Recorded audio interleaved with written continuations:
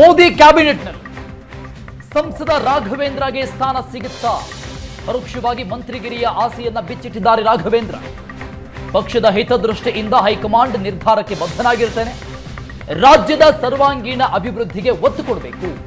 ಹೆಚ್ಚು ಬಾರಿ ಗೆದ್ದವರಿಗೆ ಅವಕಾಶ ಕೊಡಬೇಕು.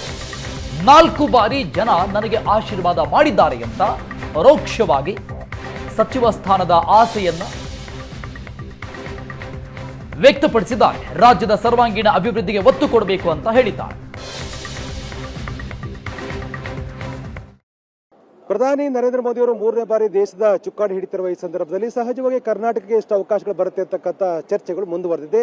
ಹಿರಿಯ ಸಂಸದರಾಗಿರತಕ್ಕಂಥ BY ರಾಘವೇಂದ್ರ ಅವರು ನಮ್ಮ ಜೊತೆ ಇದ್ದಾರೆ. ಸರ್, ಕರ್ನಾಟಕ ಜನ ನಿಮ್ಮನ್ನ ಕೇಂದ್ರ ಸಂಪುಟದಲ್ಲಿ ನಿರೀಕ್ಷೆ ಮಾಡಬಹುದಾ?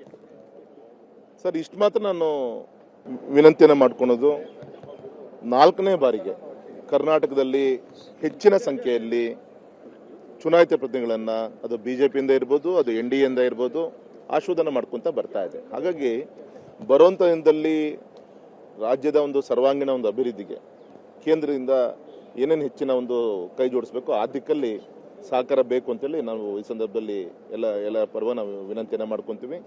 ಮತ್ತು ವಿಶೇಷವಾಗಿ ಇವತ್ತು ನಮ್ಮ ಮೋದಿಜಿಯವರು ಒಂದು ಐತಿಹಾಸಿಕ ಕ್ಷಣ, ಇವತ್ತು 3ನೇ ಬಾರಿಗೆ ಪ್ರಧಾನಮಂತ್ರಿಗಳಾಗಿ ನೋಡುವಂಥ ಒಂದು ಸೌಭಾಗ್ಯ. ಈ ಸಂದರ್ಭದಲ್ಲಿ ಇಷ್ಟು ಮಾತ್ರ ನಾವೆಲ್ಲರೂ ಕೂಡ ಹಿರಿಯ ಸಂಸತ್ ಸದಸ್ಯರಾಗಿ 4ನೇ ಬಾರಿಗೆ ಜನ ನಂಗೆ ಆಶೋಧನ ಮಾಡಿದ್ದಾರೆ. ಆದರೆ ಇವತ್ತು NDA ಜೊತೆಗೆ ಕೈ ಜೋಡಿಸ್ಕೊಂಡು ಸರ್ಕಾರವನ್ನು ರಚನೆ ಮಾಡ್ತಿರುವಂಥ ಈ ಸಂದರ್ಭದಲ್ಲಿ ನಮ್ಮ ಹೈಕಮಾಂಡ್ಗೆ ಅವ್ರದ್ದೇ ಆದಂಥ ಒಂದು ಅನೇಕ ವಿಚಾರಗಳಿರುತ್ತೆ. ಸೊ ಅದೆಲ್ಲ ನೋಡಿಕೊಂಡು ತೀರ್ಮಾನವನ್ನು ತೆಗೆದುಕೊಳ್ತಾರೆ. ಸಹಜವಾಗಿ ಶಿವಮೊಗ್ಗ ಭಾಗದ MLAಗಳು ಹೇಳಿದ್ದಾರೆ, ಮಾಜಿ ಸಚಿವರು ಹೇಳಿದ್ದಾರೆ, ಎಲ್ಲರೂ ಕೂಡ ರಾಘವೇಂದ್ರ ಒಳಗಡೆ ಬರಲಿ ಅಂತಕ್ಕಂಥದ್ದು ಆಸೆ ವ್ಯಕ್ತಪಡಿಸ್ತಾರೆ. ನೀವು ಸೀನಿಯರ್ ಇದ್ದೀರಿ, 4 ಬಾರಿ ಗೆದ್ದಿದ್ದೀರಿ. ಅಲ್ಲ, ಇಲ್ಲ, ಯಾವತ್ತೂ ಕೂಡ ನಾನು ವೈಯಕ್ತಿಕವಾಗಿ ನಾನು ಯಾವತ್ತೂ ಕೂಡ ಯೋಚನೆ ಮಾಡಿಲ್ಲ.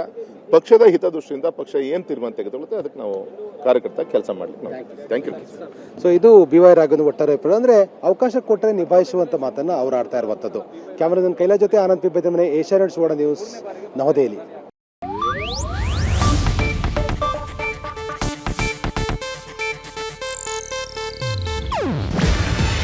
ಇದು ಏಷ್ಯಾನೆಟ್ ನ್ಯೂಸ್ ನೆಟ್ವರ್ಕ್ ಪ್ರಸ್ತುತಿ.